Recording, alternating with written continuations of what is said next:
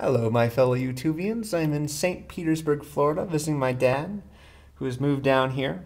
And this is downtown, basically, from his condo. Very nice view.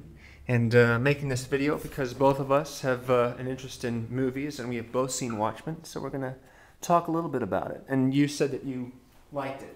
I liked it, Yeah. although I have to say that I'm an amateur about movies. Are you close enough? Can you? I think so. Yeah, he is. Okay. He has not read the book, and I have. So that is, one of the principal differences between. But what did you like about it? You felt it worked generally. You didn't have trouble following it or anything like that. I really didn't, but I had an opportunity to read an article in the weekend newspaper supplement before it opened here that sort of told me several things, like time was going to change on me, and it gave me some little hints about some of the characters involved. Right. And I went thinking that it was going to be, my expectation when I went was it was going to be something a little bit like a Sin City presentation. Sure. And in a way, it was. You mean it's more hardcore, not so light and family friendly, kind of like that? Both visually and from a content perspective. Sure. I thought so, yeah. Sure. You think that, I know you read a little bit about it, but they established in the first couple scenes that Nixon is the president in the 80s, and that they go through a little history kind of in that opening montage. That he's going to be elected for the 5th time. Yeah. Was that helpful in understanding? Or did you pretty much have the picture of it when you went in? I think I pretty much had the picture of it. The article implied that I might have difficulty tracking the time periods that they were going back and forth with. Sure, yeah. And they talked about music being a common theme for each period, that there were some characteristics of the music that were seen. Right. I really didn't pay attention to that. Maybe subconsciously I did, but I just didn't have trouble following what was going on. Yeah. I kind of found the music a little distracting, actually. When they came in with 99 Love Balloons, and I don't know, I just felt that a lot of it just seemed emphasized. They seemed to emphasize one thing at a time, and I thought it would be nice to have that song playing in the background rather than as the introduction to a scene. And also they had the song The Watchtower, which is more of a Vietnam era song, but at the point they play that in the movie, it's the present, or the movie's present actually in the 80s. And the only reason why I think it's there is just because it's Watchmen, and it's the Watchtower. I don't know. Okay. A lot of it, I thought that as far as the adaptation of the book goes, it was fine. Of course, they cut stuff out and changed stuff, but that's, you have to do that unless you're making it into a TV miniseries. The movie's only like 2.5 hours long.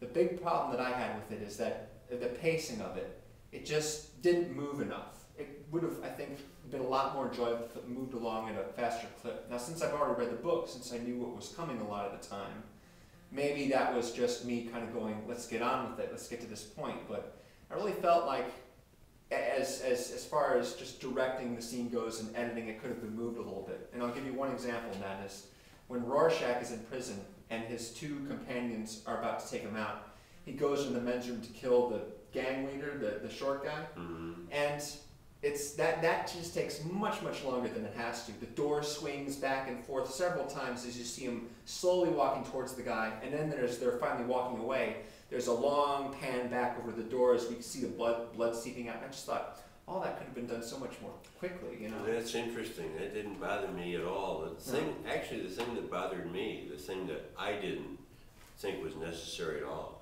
was the extended, let's get Dr. Manhattan back to Earth to save the day. That whole conversation that he has with the girl on Mars? That whole Mars thing was way, I thought the whole thing was unnecessary. Yeah. And so maybe because I felt that way about it, maybe that's why I felt it was too long. Sure. But I remember now that you've talked about it, the scene in prison, and I was okay with that. Really? Yeah. I like Rorschach, period. So maybe anything that he did, I liked. Yeah. You think he was the best guy in the movie as far as acting goes? Gosh, I hadn't thought about that. I like liked the character best, and I don't know why, whether it was because of the acting or whether because of the character content. I tell you one thing, I liked him a lot, and I also liked Dr. Manhattan. I wasn't really sure about the actor, Billy Crudup, when they announced that he was going to be playing him, but... him being... Dr. Manhattan, the big, tall, blue guy, right?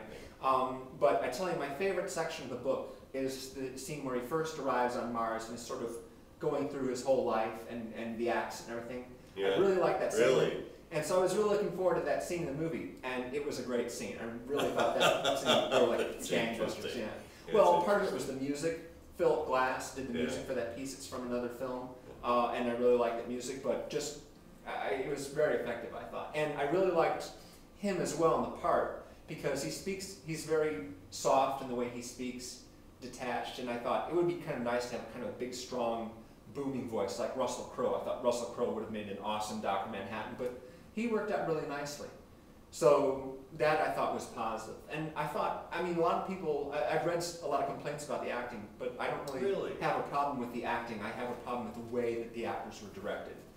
I felt that scenes just could have moved faster, that dialogue scenes were too slowly paced, and just if they had brought up the pace a little bit, that would have helped me. I would have enjoyed it more. You know, that's interesting, because I wonder whether or not the ordinary person going and watching that film needed the pace to be able to keep up with that pace, to keep up with the changes and the things that they talked about were going to be difficult for somebody that didn't understand the story. It could be, but I mean, you know, I don't know. I just think that if you're paying attention, even if things are moving at a fast pace, you still understand what's going on. Like with Back to the Future, a lot of the dialogue is very fast paced in that movie. The way Doc Brown's just explaining one thing after another, but you know, it was, I mean, I was, you know, 12 when I saw that movie, and I picked everything up really easily. So, you know, and I think anyone would agree that that's, you know, a movie that's really clear in everything that's happening in every scene. So I don't think that it's a matter of it being too fast or too slow. Yeah, it's interesting because I put those two films in two completely different categories.